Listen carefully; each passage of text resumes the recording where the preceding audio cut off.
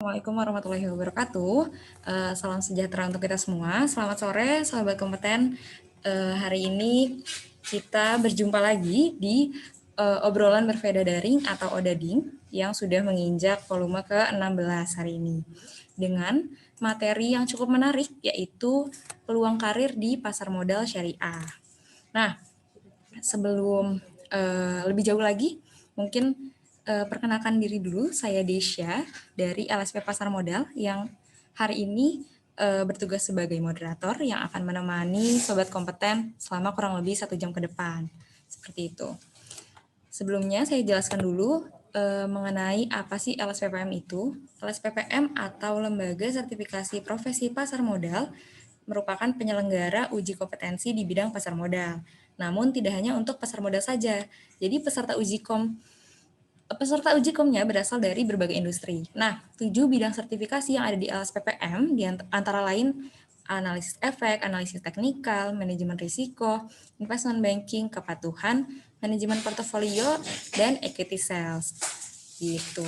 Untuk informasi lebih lanjut mengenai dunia pasar modal, khususnya sertifikasi di bidang pasar modal, bisa mengunjungi laman Instagram kami di @lsppasarmodal. Lebih baik lagi untuk di-follow. Jadi kita akan terus update mengenai dunia pasar modal, kemudian materi-materi webinar-webinar seperti hari ini akan terus kami update di kesempatan selanjutnya seperti itu.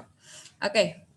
Hari ini sudah hadir juga bersama kita Bapak NS Aji Martono, RFC, CSA, CES, CRA, CRP. Wah, panjang nih.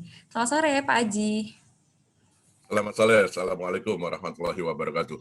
Waalaikumsalam warahmatullahi wabarakatuh. Gimana nih Pak, kabarnya Pak? Sehat ya Pak? Alhamdulillah. Sehat, alhamdulillah. Semoga teman-teman di sini juga sehat semua. Amin. Mungkin saya izin untuk membacakan CV Bapak dulu ya. Oke. Pak Aji Martono dengan nama lengkap NS Aji Martono, RFC, CSA, CS, CRA, CRP. Ini merupakan sarjana muda akuntansi di Akademi Akuntansi Arta-Wiyata Indonesia dan sarjana hukum Islam di Institut Agama Islam Al-Aqidah. Beliau ini sejak 2009 hingga saat ini menjabat sebagai Direktur PT Capital Bridge Sekuritas yang juga merupakan pemegang sertifikasi profesional seperti CSA di tahun 2013, kemudian ada CES di tahun 2018, ada juga CRA di tahun 2019, dan CRP di tahun 2021. Dan masih banyak sertifikat profesional lainnya. Kemudian beliau ini berpengalaman dalam publikasi seperti aktif mengisi kolom-kolom investasi di media massa baik surat kabar, televisi, maupun radio nasional. Beliau juga aktif menjadi narasumber dan moderator pada seminar-seminar pasar modal dan ekonomi. Keren banget nih Pak Aji Martono. Oke, mungkin dicukupkan untuk pembacaan CV Bapak. Gimana nih Pak? Boleh dilanjut atau lanjut pembacaan materi atau seperti apa Pak? Monggo dilanjut dulu kalau memang udah ready, bisa. Oke, bisa dilanjut ya Pak? Mungkin ya. Saya akan izin share screen, sudah terlihat ya. Untuk Pak Aji, saya persilahkan. Ya. Terima kasih Mbak Desya dari LSP Pasar Modal yang sudah memodernisasikan kami atau menjadi mediasi untuk terselenggaranya acara ODADING. Assalamualaikum warahmatullahi wabarakatuh semuanya. Semoga hari ini dalam keadaan sehat walafiat, karena sehat hari ini sangat mahal harganya, ya, dan seterusnya juga sangat-sangat mahal. Sebelum mulai, mungkin tadi sudah dipaparkan sama Mbak Desya mengenai saya. Saya adalah Aji Martono yang saat ini alhamdulillah dikasih amanah, dipercayakan sama teman-teman di pasar modal, khususnya para pemegang izin perseorangan di bidang pasar modal, itu sebagai Ketua Umum Propami. Propami itu Perkumpulan Profesi Pasar Modal Indonesia. yaitu wadah yang menghimpun teman-teman pemilik izin perseorangan di bidang pasar modal, yaitu wakil perantara pedagang efek, wakil penjamin emisi efek, dan bidang lainnya seperti wakil perantara pedagang efek pemasaran dan wakil perantara pedagang efek pemasaran terbatas, dan wakil penjual efek reksadana. Hari ini saya sedikit akan bicara peluang karir di industri pasar modal syariah. Cuma sebelumnya mungkin Mbak Desya, judulnya cukup bagus, cuma kalau kita mau berkarir, bahasanya ini agak wagu kalau kita tidak dulu mengenal. Mungkin slide selanjutnya bisa kita lihat bahwa bagaimana saya akan memaparkan dahulu apa itu sih pasar modal syariah. Jadi bagaimana kita mengenal pasar modal syariah. Karena setelah kita mengenal, mungkin baru kita bisa memahami apa yang bisa diperbuat atau apa karir-karir apa yang bisa dan ada di industri pasar modal syariah. Karena kalau kita mau berkarir di sesuatu tempat tapi bidang tersebut atau industrinya kita tidak mengenal sama sekali, pada akhirnya kita diterima dan bingung harus apa yang saya kerjakan. Yang pertama adalah kalau di pasar, kita bicaranya di pasar modal, sama halnya pasar modal konvensional dengan pasar modal syariah, tempat berkumpulnya antara seller dan buyer, antara pembeli dan penjual, antara emiten dan investor, antara pemilik modal dan pembutuh modal. Jadi kalau kita kutip apa yang dikatakan oleh Kang Mas Robert T. Kiyosaki, ini yang perlu dipahami, terutama kepada sahabat-sahabat kompeten di sini yang masih muda-muda. Jangan investasi pada apa yang kami tidak tahu. Belajar terlebih dahulu, baru berinvestasi. Sehingga kalau sekolah di investasi itu akhirnya bahasanya biayanya mahal, karena kita harus tahu bagaimana menginvestasikan sesuatu atau dana kita.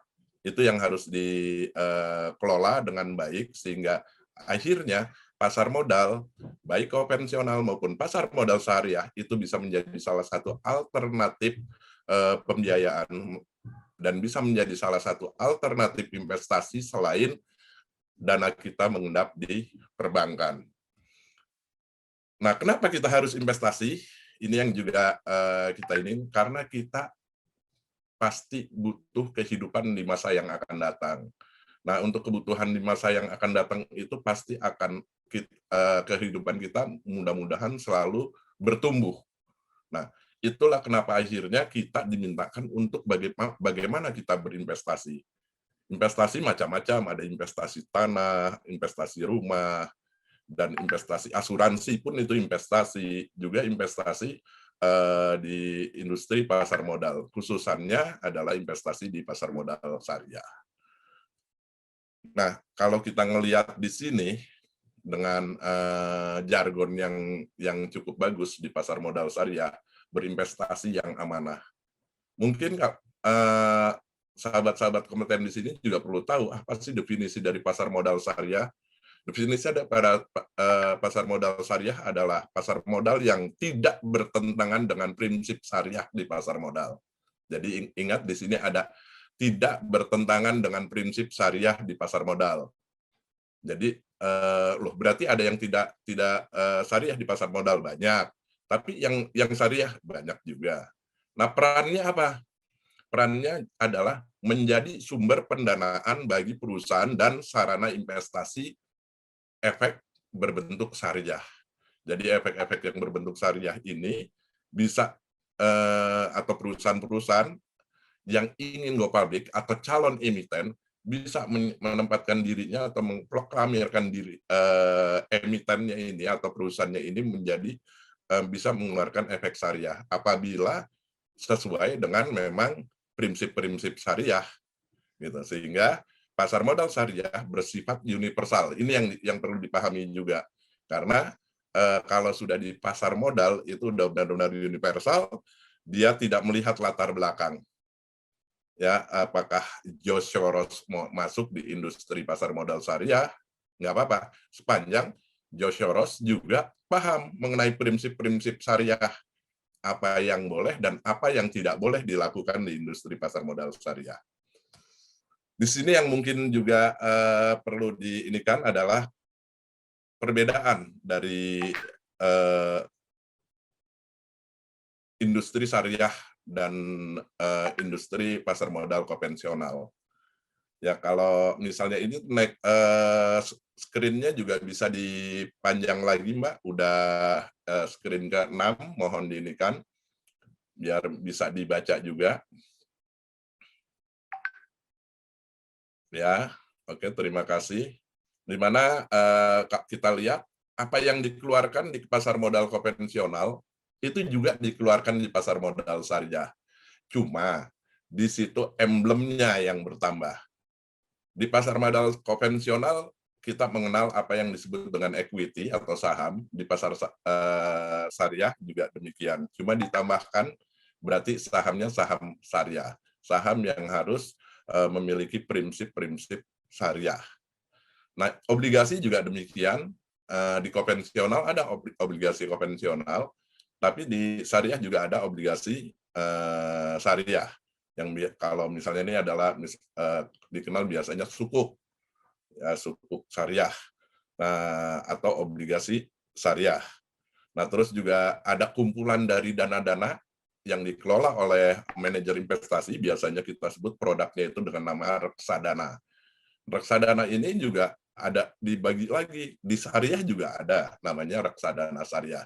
Jadi manajer investasi di sini akan mengkolektif atau menempatkan dana-dana nasabah dari ribuan nasabah yang ada dan ditempatkan oleh manajer investasi itu dalam bentuk investasi-investasi syariah.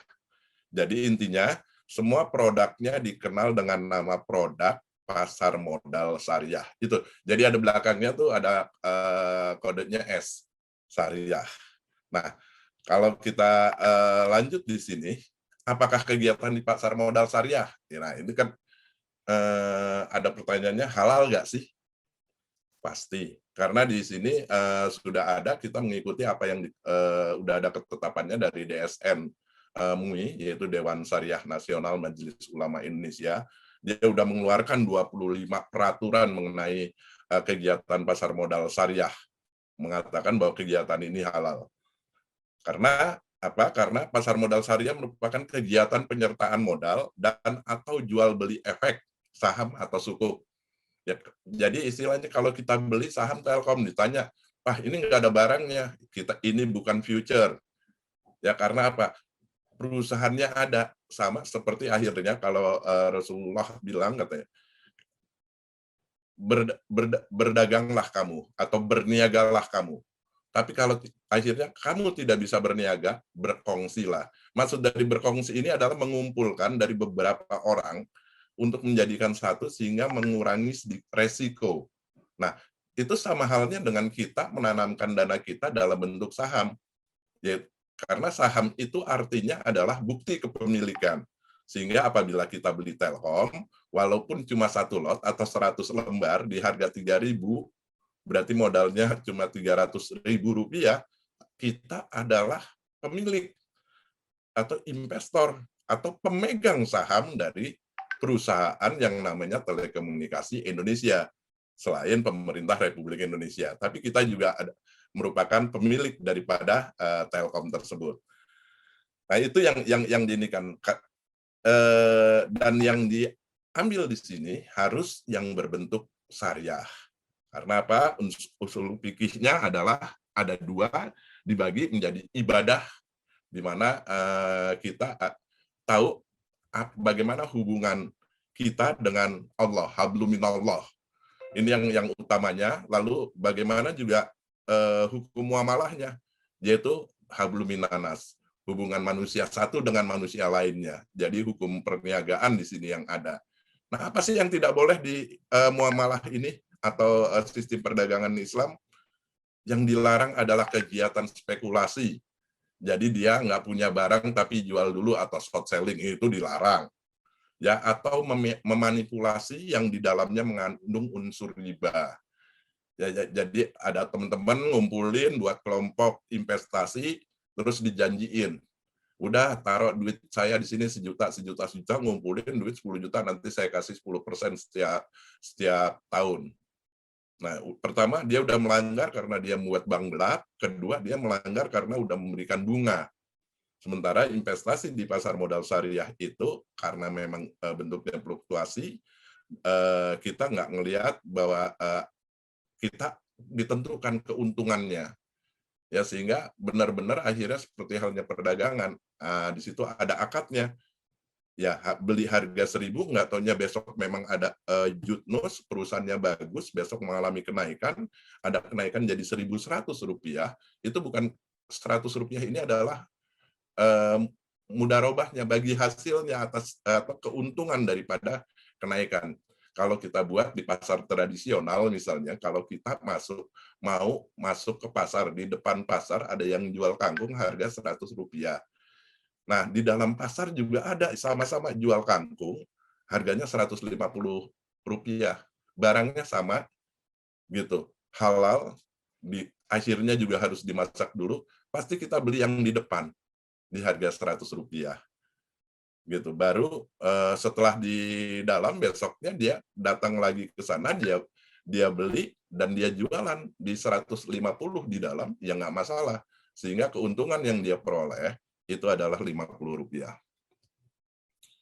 Nah, ini yang kalau kita lihat dulu, apa sih yang dilarang itu, yang tadi udah disebutkan, ada apa yang disebut dengan tadlis, yaitu tindakan menyembunyikan kecacatan objek atas akad. Jadi objek akad tersebut itu harus murni, nggak boleh cacat. Jadi nggak boleh karena ada iming-iming dan lain sebagainya. Benar-benar murni. Yang kedua terus adalah ada tahrir, itu upaya mempengaruhi orang lain. Ya, yang saat ini di pasar modal banyak lah. Ini si Fulan beli ini, si Fulan beli Pegas, si Fulan beli Antam. Nah, macam-macam akhirnya orang akhirnya jadi follower, jadi ngikut, tapi nggak tahu apa yang dia beli. Nah, sementara tadi di awal saya udah bilang, kalau mau berinvestasi itu ya kita belajar dulu, tahu dulu, baru kita mulai investasi.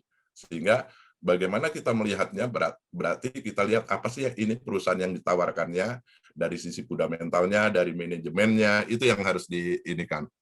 Nah, yang sampai yang terakhir ada namanya tahajud nasi, ada iftikhar, ada gahi, ada gawin, bai al-ma'dun. Nah, ini adalah melakukan penjualan atas barang syariah yang belum dimiliki. Yang tadi saya bilang ini short selling, bahasa syariahnya bai al-ma'dun.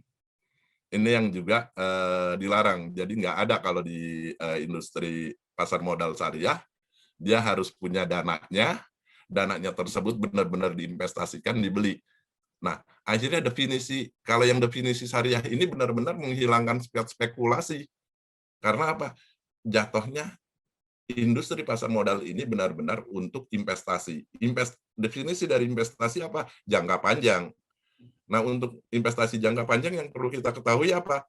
Ya, kita ketahui barangnya, dalam hal ini produknya, perusahaannya yang mau kita beli. Berarti kita harus lihat fundamentalnya dia. Bagaimana melihat fundamentalnya? Lihat laporan keuangannya, lihat pengurusnya, ya kan? Dan lihat produk yang dihasilkan daripada perusahaan tersebut. Yang terakhir adalah riba. Nah, riba di sini adalah bagaimana tadi memberikan sesuatu yang pasti. Karena di industri pasar modal atau di perdagangan itu tidak pernah ada kepastian. Ini yang harus diinikan, sehingga bagaimana kita bisa menilai dahulu, melihat dahulu, sehingga kita tidak merasa tertipu atas atau teriming-iming atas hasil yang akan kita peroleh. Kalau kita ngelihat Mbah Warren Buffett, ini sepuh daripada pasar modal global, ya kan? Ini masuk nomor 100 besar orang terkaya di Indonesia. Dia mulai berinvestasi dari sejak usia 11 tahun. Nah, ini yang sering akhirnya, waduh, kalau saya mau berinvestasi di pasar modal ngerilah pasti ruginya. Karena apa? Karena kita tidak memahami apa itu resiko. Sebenarnya resiko itu datang dari ketidaktahuan apa yang akan kita lakukan ya. Karena apa ya, kita cuma mau ikut-ikut. Saat ini karena kondisinya pandemi, nggak ada kegiatan, generasi selonjoran, uang ada di tabungan, akhirnya masuk di sekuritas. Ikutlah yang ada SOTS-nya, apa namanya? SOTS itu Syariah Online Trading System. Jadi sekuritas-sekuritas yang menyelenggarakan sistem syariah atau syariah online trading system itu saat ini udah lebih dari 15 sekuritas. Itu karena ketidaktahuan hanya ikut-ikutan, awal-awalnya untung-untung, tapi pas harganya terus naik, kita tetap beli, akhirnya terus turun, kita udah bingung, ini kok turun, kenapa turun? Gitu. Sehingga akhirnya jadilah kelompok-kelompok nyangkuter. Mereka tetap berada di atas sahamnya, benar-benar terpaksa investasi. Jadi beda, emang kita ingin investasi, ya, dan orang yang terpaksa investasi. Kalau orang yang terpaksa investasi itu karena ikut-ikutan. Cuma ada dua, kalau udah terpaksa tuh akhirnya dia cut loss atau melakukan penjualan dengan mengalami kerugian yang besar, atau disimpan sampai menunggu sahamnya ini mengalami kenaikan lagi, perusahaannya itu bagus lagi. Itu yang harus diinin. Jadi resiko itu bukan dari luar, tapi dari ketidaktahuan kita sendiri. Nah, balik di dasar hukum dari kegiatan pasar modal, ini OJK dalam hal ini juga sudah mengeluarkan beberapa POJK, di mana POJK tersebut sudah jelas bagaimana industri itu mengeluarkan aturan-aturan yang dikeluarkan oleh POJK. Yang pertama adalah POJK nomor 15 di tahun 2015, yaitu penerapan prinsip syariah di pasar modal. Jadi industri saham-saham atau emiten-emiten yang sahamnya diperdagangkan dalam syariah, prinsip syariah, itu harus menerapkan prinsip syariah di pasar modal. Yang kedua, nah ini salah satunya apa yang mungkin ini karir salahnya nih. Ini karir di pasar modal. Untuk memahami ini semua, setelah tahu semua, yuk kita menjadi ahlinya. Jadi gitu, serahkan pada ahlinya. Kalau ada bahasa yang ini kan, apabila kita mau terhindar dari keterpurukan sesuatu gitu kan, menangani sesuatu itu harus dengan ahlinya. Sehingga ada yang namanya ASPM atau ahli syariah pasar modal. Nah, ini sebenarnya karir di industri ini salah satunya ahli syariah pasar modal. ASPM kalau kita mau mengikuti itu ada ujiannya, dia juga sertifikatnya itu merupakan izin orang perseorangan yang dikeluarkan oleh Otoritas Jasa Keuangan. Namanya ASPM. Ini diselenggarakan oleh industri pasar modal. Dalam hal ini sebenarnya juga kami Propami juga bisa menyelenggarakan ini bekerja sama dengan DSN MUI, Dewan Syariah Nasional Majelis Ulama Indonesia. Tapi saat ini agak dahulu sedang lagi sedikit direvisi untuk modul dan kegiatan ininya karena terlalu berat yang kemarin ini kan di launch. Jadi tapi udah beberapa yang memiliki ijazah daripada ahli syariah pasar modal. Terus penerbitan efek syariah itu di POJK nomor 17. Jadi bagaimana OJK memfasilitasi dan emiten-emiten menerbitkan dan dicatatkan di sama dengan halnya saham-saham yang konvensional di Bursa Efek Indonesia. Sampai dengan di POJK nomor 35-nya, yaitu di tahun 2017, yaitu kriteria dan penerbitan daftar efek syariah. Nah, disinilah yang akhirnya karena setiap beberapa bulan ini pasti akan ada update. Ada update daftar emiten atau daftar efek yang termasuk dalam daftar efek syariah. Jadi kalau mau kita tahu, ya kita harus lihat dulu daftarnya, dia termasuk nggak dalam efek syariah, dan itu udah ditindas atau sudah diakui dan dikasih label halal oleh DSN MUI, sehingga kita tinggal menjalankan saja atau memilah dan memilih saham-saham apa yang termasuk dalam bentuk efek saham syariah. Ini fatwa MUI, saya lihat fatwa MUI ada 24 hingga 25 fatwa MUI yang menyatakan pasar modal syariah itu boleh atau halal. Jadi sudah ada fatwanya, kita jadi udah fatwa ini ada menghilangkan keraguan-raguan investor, terutama investor Muslim yang notabene saat ini kan masih mayoritas penduduk Indonesia ini Muslim, tapi karena ketidaktahuan orang taunya gitu, yuk kita udah investasi di pasar modal, udah haram gitu.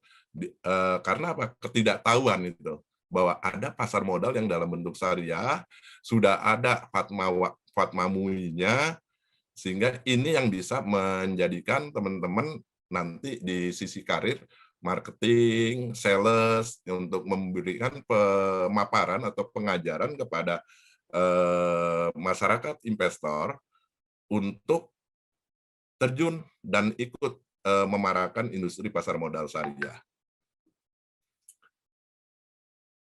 Lanjut, itu adalah di produk efek berbentuk syariah.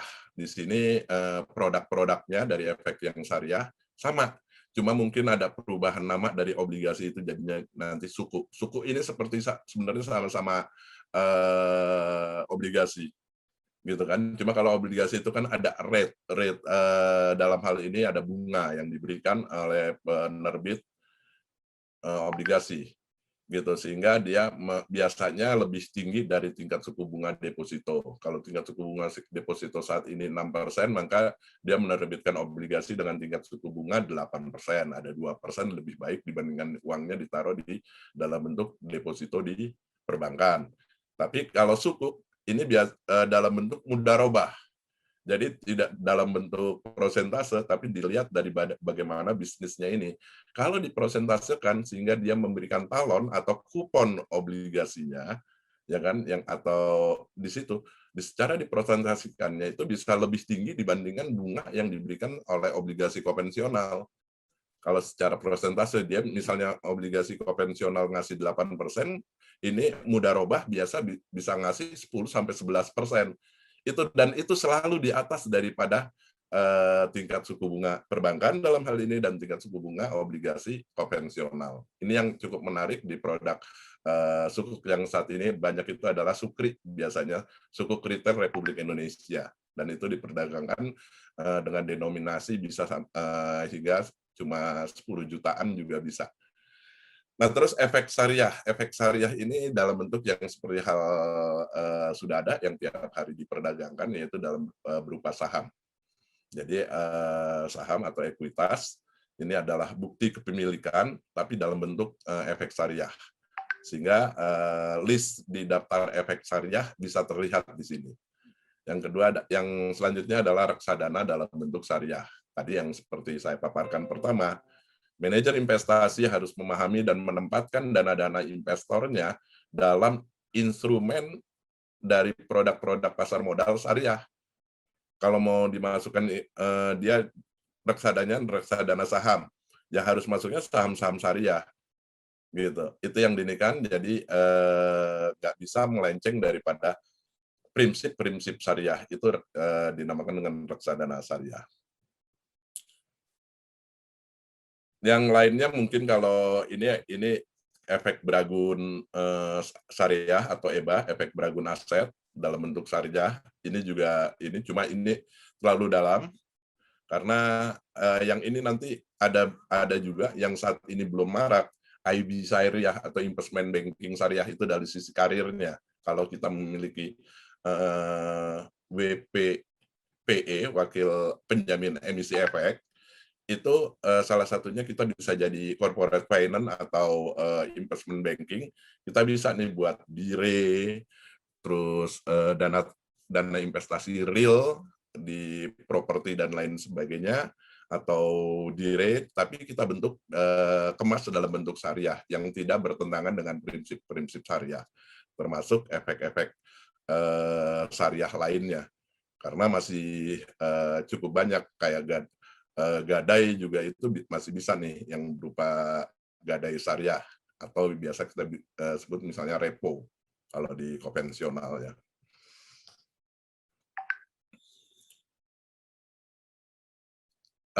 Mungkin sampai sini saya cek di sini ada dari berapa sambil saya baca ininya juga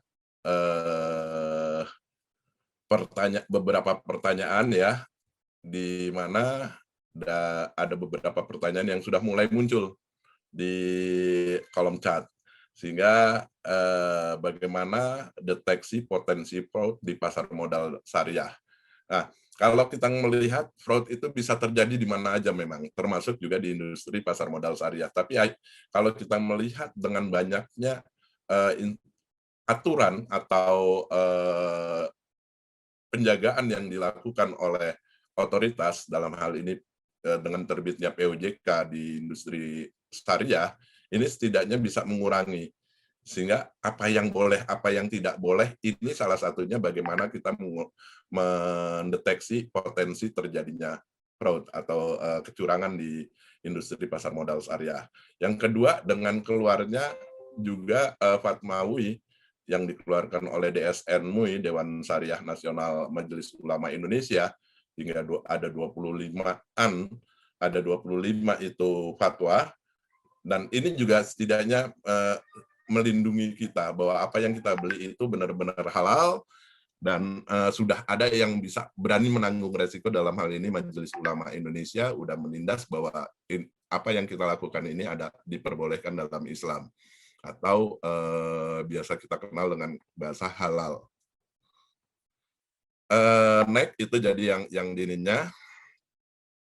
Lanjut di slide selanjutnya, kita ngelihat, kita bicara yang hari-hari, yang ini kan bagaimana akhirnya nanti peluang karir kita, apakah kita bisa menetapkan diri mau ikut meramaikan atau berkarir, meniti karir di industri pasar modal, dalam hal ini pasar modal syariah, itu kita sudah harus kenal dulu. Yang pasti yang hari-hari bisa diinikan, yang paling banyak saat ini dan potensi cukup besar bagaimana kita jadi sales atau jadi marketing equity syariah. Karena banyak broker atau sekuritas saat ini, ya udah lebih dari 15, saya anggap udah cukup banyak lah, yang sudah mempunyai SOTS, Syariah Online Trading System. Nah, ini orang banyak nggak tahu, orang taunya tetap di konvensional. Karena apa? Masih sangat sedikit orang yang mau memahami atau menawarkan industri ini. Jadi bajunya udah ada, cuma nggak ada yang mau dagangin nih baju. Jadi sistemnya sudah sekuritas sudah buat. Jadi efek-efek yang bersifat syariah juga di situ udah kedeteksi. Nah, tinggal akhirnya kita yang apakah kita mau terjun di industri ini atau tidak. Yaitu dalam hal ini saya melihat kita harus pahami dulu apa itu saham. Jadi saham itu adalah bagaimana satu perusahaan menyatakan kesyariahannya dalam kegiatan usahanya, dalam anggaran dasarnya.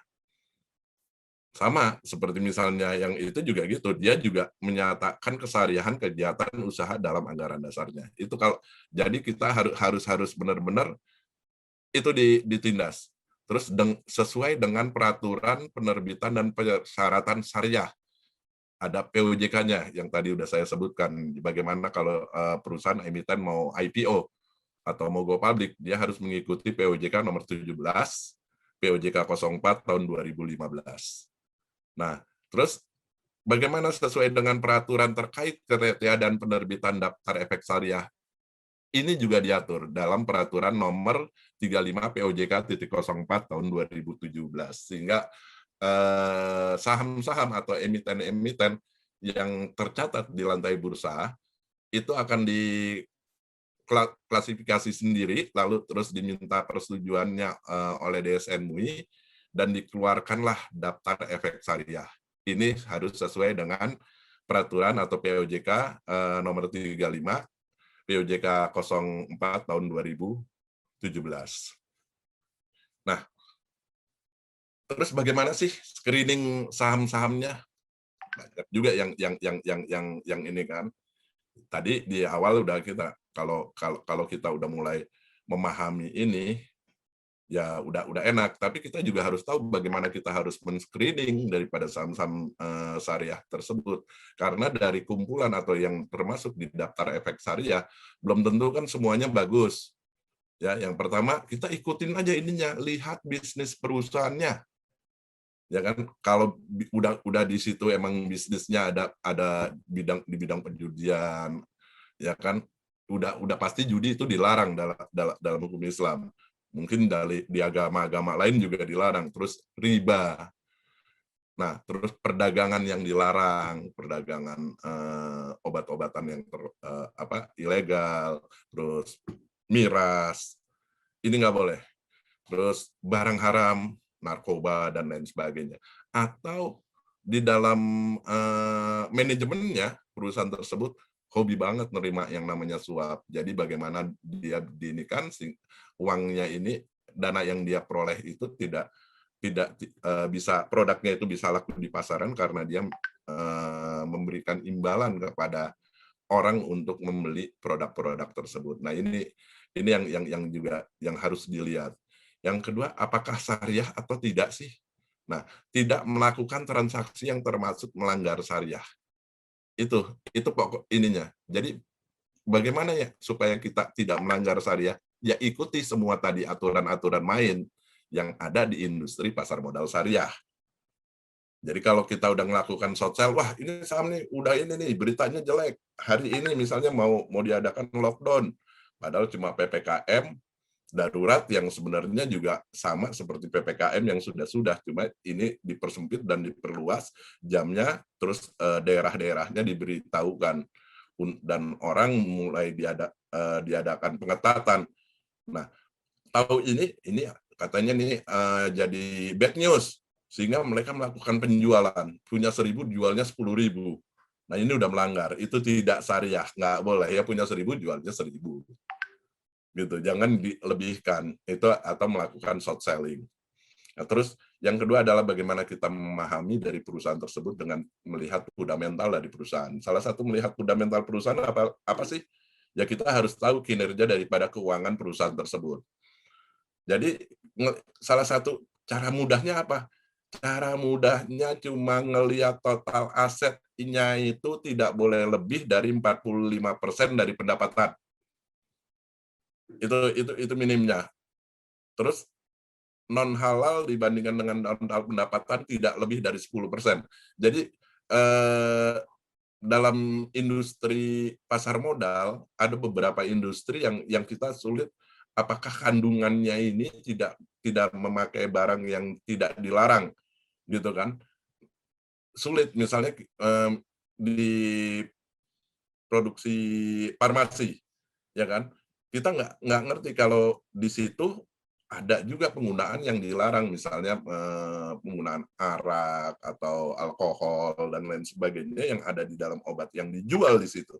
Itu tidak apa-apa asal tidak lebih dari 10% dari total pendapatannya. Jadi itu bukan main bisnisnya daripada produk syariah, tapi karena ini untuk membantu apabila sesuatu penyakit atau dilema wabah tidak bisa disembuhkan oleh barang yang halal dan hanya ada obat tapi ini haram, itu jatuhnya jadi boleh atau mubah. Jadi nggak terlalu masalah.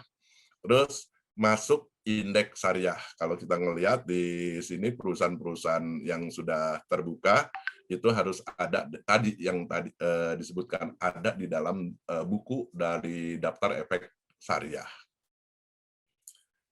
Dari situ kita ngelihat lagi tadi kalau kita udah bicara obligasi, terus di industri syariah juga kita mengenal sukuk. Ini di sini dijelaskan sedikit, sukuk itu adalah sama halnya dengan tetap berupa sertifikat atau bukti kepemilikan yang bernilai sama dan mewakili bagian yang tidak terpisahkan atau tidak terbagi atas aset yang mendasarinya, underlying-nya. Itu yang dinamakan dengan sukuk. Jadi underlying aset itu apa? Underlying aset itu objek atau dasar penerbitan sukuk.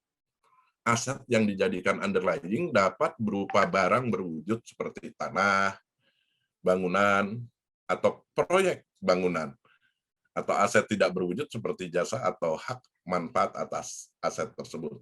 Maksudnya di sini underlying-nya ini gitu. Ini perusahaan properti dia mau buat bahwasannya ini sahamnya kan termasuk saham syariah. Dia mengeluarkan sukuk. Nah, underlying itu adalah jaminan. Ya kan? Nah, underlying-nya apa? Underlying-nya udah ketahuan dia punya berapa hektar tanah yang bisa dijadikan jaminan atau underlying daripada aset tersebut, sehingga apabila terjadi default dan lain sebagainya itu akan dihitung dan dihitung dijual lalu dibagikan kepada pemilik daripada sukuk-sukuk sama rata sesuai dengan kepemilikan daripada sukuk waktu awal dibelinya. Nah, karakteristiknya apa? Ini tadi karakteristik dari sukuk itu. Jadi ada bukti pemilikan, imbal hasil atau return yang diberikan berupa upah atau sewa, ini harus dibagi sesuai atas penerbitannya. Jadi udah dari awal tadi ini kan terus terbebas dari unsur riba. Jadi benar-benar dari semuanya aset yang ini itu dijual semua, harganya berapa dapat dibagi berdasarkan pemilik daripada sukuk itu sendiri. Dan itu nggak ada langsung wah ini bunganya harus pakai bunganya begini, nggak. Jangan, bahkan ada harar-garar ini nilainya jadi kayak abu-abu antara riba atau nggak riba katanya. Nah, terus penggunaan dana harus sesuai dengan balik lagi. Prinsip syariah harus tetap dilihat dan aturan-aturan yang dikeluarkan oleh DSN MUI dalam ini menjadikan satu pijakan. Nah, ini adalah prinsip dasarnya perbedaan-perbedaan daripada sukuk dan obligasi. Di mana sukuk itu penggunaannya kita bisa naik dari slide-nya, coba bisa. Perbedaan dari sukuknya, yaitu pertama adalah prinsip dasarnya di mana kepemilikan bersama atas suatu aset manfaat atau aset jasa proyek investasi tertentu. Jadi ini udah ada underlying-nya ya, underlying asetnya. Tapi itu jadi milik bersama karena apa? Karena dana yang untuk dibuat atau dikerjakan itu dana kumpulan dalam bentuk sukuk.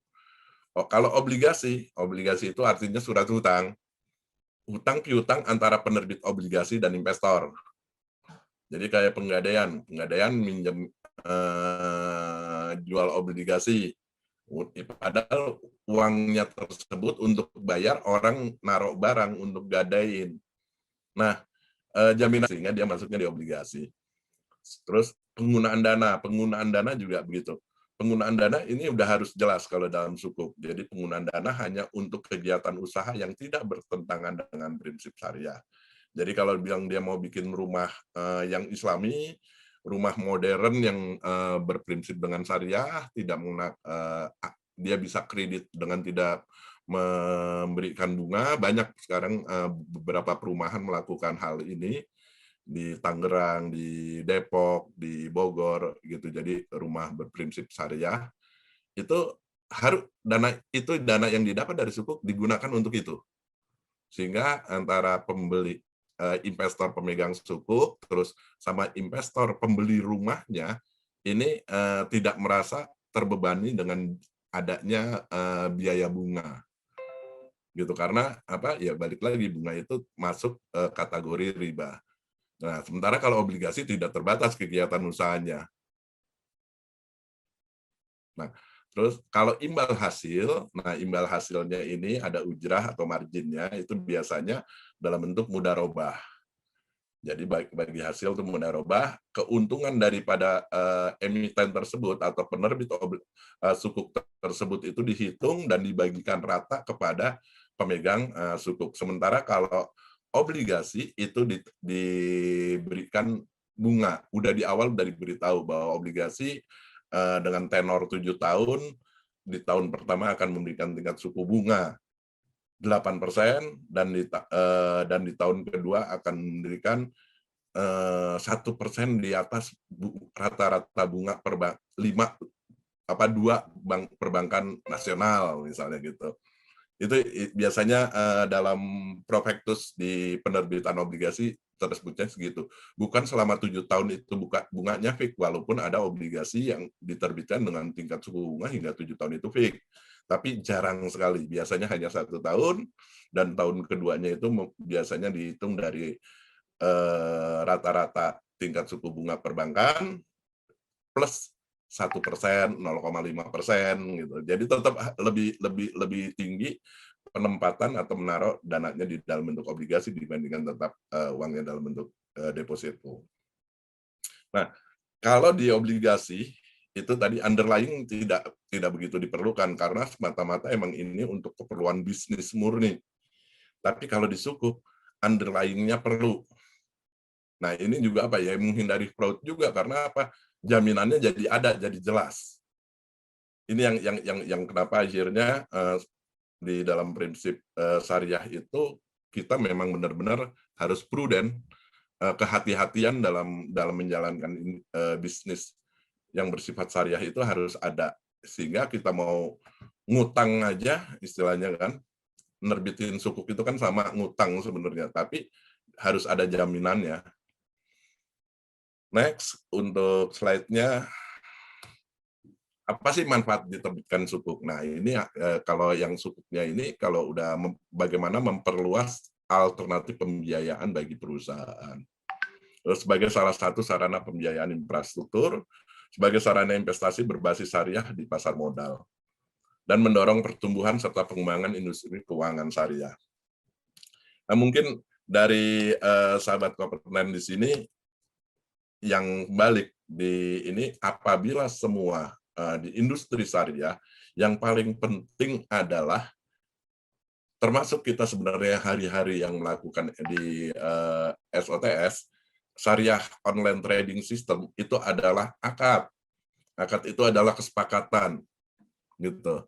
Jadi baik di sukuk maupun di saham, tapi yang hari-hari kita di ekuitas, di saham, itu juga udah ada kesepakatan karena di dalam perdagangan saham itu kita kita ngelihatkan ada buy, ada sell, ada kesepakatan.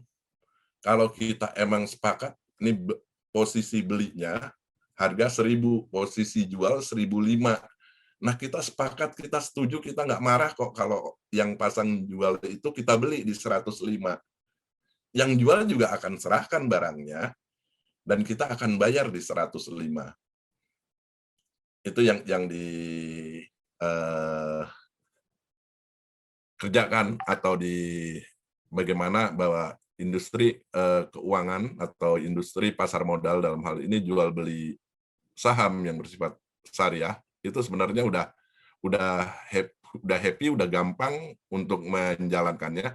Tinggal bagaimana akhirnya di sini profesionalnya atau orang-orangnya bisa nggak kira-kira menghantarkan, memberikan menarik investor untuk sama-sama yuk sekarang kita masuk ke industri pasar modal syariah. Dalam salah hal ini kita juga berbisnis saham, ya kan, berniaga di industrinya apa, saham, jual beli perusahaan, keren kan? Itu yang nah ini ada satu lagi pertanyaan mengenai dari Mbak Laras Cahyaning. Apakah dalam waktu dekat ini akan dibuka sertifikasi profesi ASPM oleh Propami dan bagaimana mekanisme apa saja yang nantinya akan dipelajari? Untuk dalam waktu dekat kita masih belum ya, karena kita masih menunggu dari pihak DSN MUI juga Nah, yang saat ini emang tempo hari ASPM ini sempat diadakan oleh lembaga pendidikan, dalam ini Universitas Indonesia yang bekerja sama MUI, dan sertifikatnya itu emang dikeluarkan oleh UI. UI, Teach Me ya, waktu masih ada Teach Me dan MUI dan sertifikat. Nah, ini yang mau bagaimana ASPM ini juga disertifikasi. Nah, ini yang sedang kita jajaki juga, bagaimana akhirnya sertifikasi profesi untuk ASPM, ahli syariah pasar modal ini juga bisa kita kelola, sehingga kita terus mengadakan hubungan dan pembicaraan dengan pihak DSN MUI. Itu yang diinginkan. Nah, ada lagi yang menanyakan mengenai, bagus juga ini dari, nah, kalau dibilang di sini apa yang kalau kita mau bekerja di industri pasar modal syariah, keahlian apa yang harus dimiliki? Tadi kalau kita udah tahu pasar modal syariah itu kayak gimana, ya kan? Ini industrinya apa, barang-barangnya apa, produk-produknya apa. Nah, akhirnya kita jadi kalau udah tahu, tinggal kita terus belajar sehingga jadi ahli. Nah, setelah kita ahli, kita baru bisa, oh, kalau gitu saya bisa dong di sini jadi tenaga pemasar atau marketing atau sales. Nah, izinnya apa? Izinnya WPPE, Wakil Perantara Pedagang Efek Indonesia, ya, WPPE, yang dikeluarkan izin perseorangannya itu oleh Otoritas Jasa Keuangan. Nah, tapi kita mau mendisiplinkan diri untuk ngelola SOTS, Syariah Online Trading System, sehingga kita mencari nasabah yang benar-benar tradingnya nggak boleh kalau nggak syariah, benar-benar kita syariah banget gitu kan. Jadi benar, itu yang diinikan. Jadi kita harus paham dulu baru jadi ahli. Kita harus tahu dulu produknya baru bisa jadi ahli. Jadi keahliannya itu ya yang dimiliki, kita ngerti dulu industrinya ini. Itu yang diinikan Pak Pak Aryudi, Mas Aryudi ya. Jadi nggak terlalu khawatir karena konsepnya hampir sama, barangnya semuanya ngumpul juga sama di saham-saham yang konvensional. Selanjutnya dari Mas Hermanto. Mas Hermanto nanya mengenai karir sebagai riset. Fresh graduate, penjurusan kuliah tidak ada hubungannya dengan pasar modal. Apa persiapan harus dilakukan? Hanya WPPE, WMI, apakah sudah cukup? Oke, terima kasih. Mas Hermanto, kalau di riset, apalagi masih fresh graduate, WPPE, WMI udah lumayan cukup bagus, tapi misalnya memang mau ikut lagi ada sertifikasi, dan alhamdulillah di sini saya juga diundang oleh LSP pasar modal, itu juga ada sertifikasi untuk lebih memantapkan bagaimana riset dan analis bisa lebih percaya diri dalam mengeluarkan hasil risetnya. Dia mengeluarkan sertifikasi yang namanya RSA, Register Securities Analyst, atau CSA, Certificate Securities Analyst.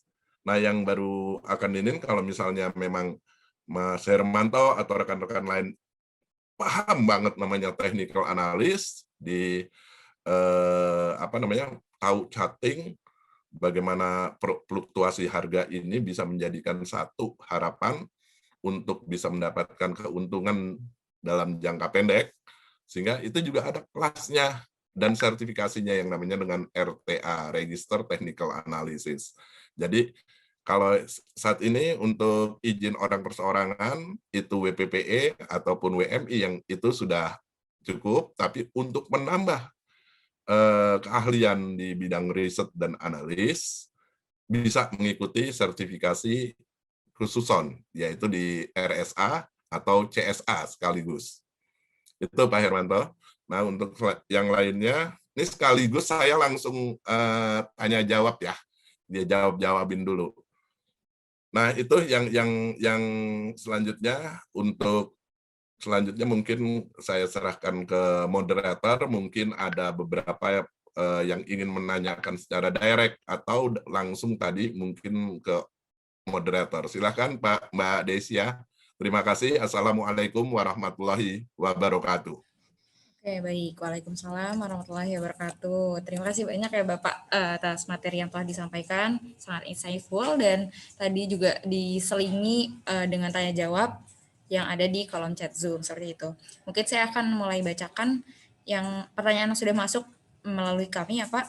Di sini ada sebentar. Di sini ada dari Muhammad Rozak. Pertanyaannya, seberapa besarkah prospek pasar modal syariah di Indonesia? Seperti itu, Pak. Oke, Mas Rojak, terima kasih. Pertanyaannya bagus sekali. Kalau kita melihat dan tantangan ini sebenarnya, prospek pasar modal di Indonesia. Kalau kita ngelihat dari apa yang ada di Indonesia saat ini, kita ngelihat pertama dari jumlah penduduk Indonesia yang cukup besar. Nah, dari jumlah penduduk Indonesia yang cukup besar, udah ngerti apa belum? Yang pertama, literasi mengenai pasar modal itu sendiri udah paham semua apa belum? Berapa persen yang paham? Itu yang kita inikan. Nah, kalau kita ngelihat dari total 257 jutaan penduduk Indonesia, persentase orang yang punya uang 10 juta ke atas, itu misalnya diambil 10%. Berarti ada 27 jutaan orang sebenarnya yang bisa. Nah, dari 27 jutaan orang ini kita presentasikan lagi mereka apakah mereka paham Islamnya atau mereka mau masuk platformnya, nggak apa-apa saya masuk investasi yang penting syariah. Ini kita presentasikan lagi. Nah, kalau saya melihat setelah disusuri, termasuk dengan DSN Lembaga Dakwah Nahdlatul Ulama, bahwa persentase daripada santri-santri itu namanya dan pesantren itu sebenarnya kaya-kaya semua, punya dana semua. Sehingga setelah dipresentase dilihat bahwa ini adalah cikal bakal investor masa depan di industri syariah. Itu bisa lebih daripada 30-40%. Nah, ini yang belum tergarap. Jadi, potensinya masih cukup besar di industri ini dan kayaknya terus bertumbuh juga sekuritas di Indonesia yang saat ini tercatat udah lebih dari 15 sekuritas memberikan fasilitas syariah online trading system dan tapi sistemnya sudah dibuat sama sekuritasnya yang menjajakan atau sales daripada ini untuk menjajakan produk syariahnya yang masih dirasa kurang dalam hal ini. Jadi karir di situ ada peluangnya dan tantangan atau peluangnya juga masih cukup besar untuk industri syariah. Terus ada lagi Mbak. Oke, baik. Untuk pertanyaan selanjutnya ada dari Teresia Oktaviani. Pertanyaannya, peluang karir yang dimaksud profesi yang seperti apa dan apakah bisa bertahan atau survive di masa pandemi? Seperti itu, Pak. Baik, tadi Mbak siapa? Mbak Resia yang nanya? Teresia. Mbak Teresia. Ya.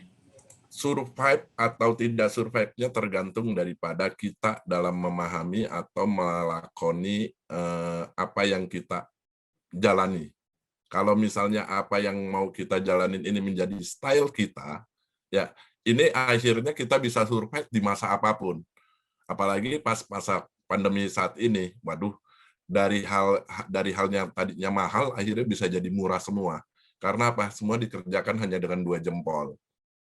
Maksudnya dengan 2 jempol tadinya kita harus ke rumah nasabah, ke ini. Nah sekarang ke calon-calon nasabah, kalau kita misalnya menjadi sales dalam saat pandemi saat ini, cukup kita lihat rangkum dulu nomor handphonenya, apakah dia punya udah punya ini platform untuk Zoom atau WA call-an, sehingga nggak hanya satu calon nasabah, tapi bisa 10 bahkan 20, terus kita buat semacam diskusi mengenai pasar modal syariah atau pasar modal konvensional boleh juga gitu kan. Nah, ajak teman riset di perusahaannya untuk sama-sama memaparkan apa sih industri pasar modal ini. Itu yang dibuat semenarik mungkin acara tersebut di-create dari kitanya. Kalau kita stylenya emang sudah menginginkan kita mau bertahan di industri pasar modal, ya kita harus tahu stylenya. Itu mungkin Mbak Teresia yang diinikan, sehingga sebenarnya apapun zamannya, tinggal bagaimana kita bisa menempatkan posisi kita di zaman tersebut. Yang lain ada lagi, Mbak? Oke, baik. Cukup jelas ya, Pak. Selanjutnya ada nih pertanyaan dari Jordan Makoni mengenai apa saja sih kendala yang umum terjadi pada pasar modal syariah. Seperti itu, Pak. Baik, Mas Jordan. Ini kan kendala-kendala yang terjadi di pasar modal syariah. Yang pertama, kadar literasi. Kadar literasi dari industri pasar modal syariah itu sendiri. Karena orang taunya Bursa Efek Indonesia, ya mana ada, udah ketahuan. Yuk kita salahnya salah dulunya, atau mungkin saat ini juga banyak. Ya udah kita main saham aja, gitu kan. Terus akhirnya rugi. Kan ini udah salah penawaran, diajaknya main saham rugi, nggak mau. Coba diajaknya, kalau kita belajar dulu, tahu, apalagi di industri syariah nggak boleh main-main. Kita harus investasi, kita harus berniaga, berkongsi. Kalau nggak bisa berniaga, berkongsi, ngumpulin beberapa orang untuk berinvestasi. Berinvestasi menanamkan beberapa dana dalam satu perusahaan. Nah, kita literasinya dibuat demikian sehingga kita belilah yang namanya saham. Nah, dari sinilah akhirnya orang diajak untuk bagaimana dia menjadi benar-benar pemegang saham dan menjadi investor jangka panjang. Itu yang jadi kendalanya nggak cuma karena kadar literasinya yang memang masih kurang, sehingga kami berkewajiban, kita semua berkewajiban untuk bagaimana memberikan literate mengenai pasar modal syariah ini kepada masyarakat Indonesia khususnya, sehingga semua juga akhirnya melek dan bahwa main saham itu adalah haram. Ya kita tunjukkan yang tadi 25 fatwa MUI, udah ada kok yang menanggung dan sudah keluar fatwanya bahwa boleh atau halal pasar modal itu sepanjang mengikuti prinsip-prinsip syariah. Itu, Mbak. Mungkin yang lain ada atau Oke, mungkin masuk ke pertanyaan terakhir ya, Pak ya. boleh? Dari Mustafa Kamal, pertanyaannya apa saja risiko fraud di pasar modal syariah? Seperti itu. Oke. Ya, tadi sebenarnya yang Mas Mustafa ini udah sekaligus saya jawab ya untuk risiko fraud tersebut. Tapi nggak apa-apa. Sebenarnya gini, fraud itu bukan di pasar modal syariah aja, ya di pasar modal yang lainnya yang bentuk dalam konvensional juga ada. Ya tidak menutup kemungkinan juga di pasar modal syariah. Sehingga kita dalam hal ini otoritas pemangku kepentingan dalam penyelenggaraan industri pasar modal, khususnya pasar modal syariah ini memberikan rambu-rambu yang cukup kuat dengan keluarnya tadi POJK 17 yang mengenai penerapan sistem syariah, sehingga kalau misalnya dia udah nggak sesuai dengan syariah, dia udah menyumikan laporan informasi keuangannya dan lain sebagainya, berarti kan udah tidak menggunakan prinsip syariah nih, terkena dia rambu-rambunya. Itu yang pertama. Yang kedua, harus rambu-rambu yang dikeluarkan oleh DSN MUI, Dewan Syariah Nasional Majelis Ulama Indonesia. Apakah ini benar-benar termasuk saham syariah atau tidak? Itu sehingga untuk menghindari fraud ya harus di industri pasar modal syariah, saya kira saat ini sudah cukup juga dengan 25 fatwa MUI yang sudah keluar, tapi ini juga terus akan dikejar dengan fatwa-fatwa MUI yang lainnya sehubungan dengan perkembangan industri itu, karena yang sekarang adalah industrinya ini adalah digitalisasi. Semuanya itu dikerjakan udah nggak langsung telepon ke salesnya untuk dibelikan satu saham, tapi udah dikerjakan dari mana saja. Bisa sambil jalan-jalan, bisa sambil ngaji di pesantren, pas jam trading ngelihat, waduh, saham Telkom nih lagi turun, sementara dana di rekening efek nasabah ada, ya udah dibeliin saham Telkom. Jadi bisa sambil lalu dan orangnya itu udah tanpa ini kan ke sales atau ke marketingnya, bisa langsung melakukan interaksi atau melakukan transaksi jual ataupun beli saham di mana saja gitu. ini yang marak dengan adanya digitalisasi, yang ini juga menjadi salah satu sorotan di OJK, terus SRO dan DSN MUI untuk mengantisipasi terjadinya fraud apabila apalagi seperti hal-hal yang sekarang kan tiba-tiba satu saham yang nggak tahu juntrungannya saham jenisnya apa naiknya luar biasa. Nah ini kan kita harus milah. Nah ya kalau di industri pasar modal syariah ini udah ada aturannya, boleh nggak nih yang begini kita ikuti? Kan kita gitu, definisi dari investasi itu udah benar-benar syariah benar, jangka panjang. Tapi kalau yang cara ini fluktuasinya begini, naiknya banyak, turunnya nanti juga bakal banyak, sehingga lebih banyak mudaratnya dibandingkan manfaatnya. Itu yang harus dilihat. Dan dari Pak Mustafa, ada lagi mungkin Mbak, atau Oke, yang lain? mungkin Mustafa karena Kampus ini masih ada tuh, beda kompetensi antara RSA dan CSA.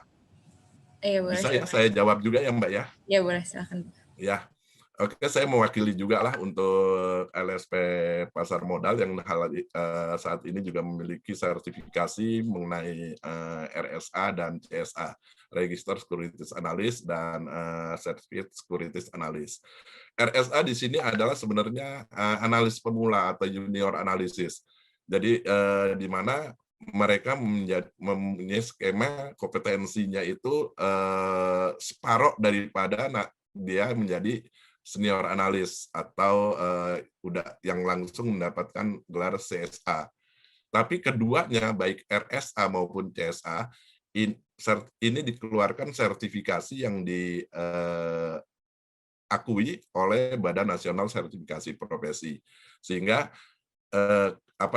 kalau kita mau belajar dari awal bagaimana menjadi di riset atau di analis, ya kita harus di analis medianya, yaitu RSA. Jadi awalnya nih analis media. Tapi kalau udah senior analis, kita memang sudah bekerja dan kita sudah paham mengenai technical analis, analisa fundamental, ya nggak salah kita ambil sertifikat Securities Analyst atau CSA. Ini udah full. Orang banyak bilang kalau CSA ini katanya CFA-nya Indonesia gitu kan, sehingga CSA ini udah diakui dan bisa lebih memudahkan dia mereview suatu laporan keuangan. Itu sedikit tambahan beda kompetensi RSA dan CSA antara madya dan utama, istilahnya itu aja sih. Nah, untuk lanjutnya mungkin nanti bisa menghubungi Pak Mustafa ke LSP Pasar Modal, nanti di sana juga bisa diberikan informasi untuk penyelenggaraan dari sertifikasi kompetensi RSA maupun CSA. Demikian, Pak Mustafa. Oke, baik. Terima kasih Pak Haji Martono atas jawabannya. Tadi juga sudah dijelaskan cukup jelas mengenai pengertian dari pasar modal syariah, kemudian bedanya dengan konvensional juga dijelaskan, kemudian dasar-dasar hukumnya, dan juga produk efek syariah, dan lain sebagainya yang tadi sudah dijelaskan. Terima kasih banyak karena sangat membuka wawasan kita semua, dan juga terima kasih banyak atas pertanyaannya teman-teman semua yang mohon maaf sekali tidak bisa semuanya dibacakan pada kesempatan kali ini. Mungkin bisa lanjut menghubungi nomor yang sudah tertera di kolom chat untuk informasi lebih lanjut, dan juga bisa memfollow atau mengikuti kami di laman Instagram @lsp_pasarbodal untuk informasi-informasi lain seperti itu. Nah, terima kasih sekali lagi Pak Haji Martono ya atas kesempatannya. Kemudian kita mungkin sudah sampai di penghujung acara. Kita akan adakan sesi foto bersama. Teman-teman semua boleh menyalakan dulu kameranya. Sebelum foto bersama, mungkin di akhir Mbak Desia, kita melihat di sini karena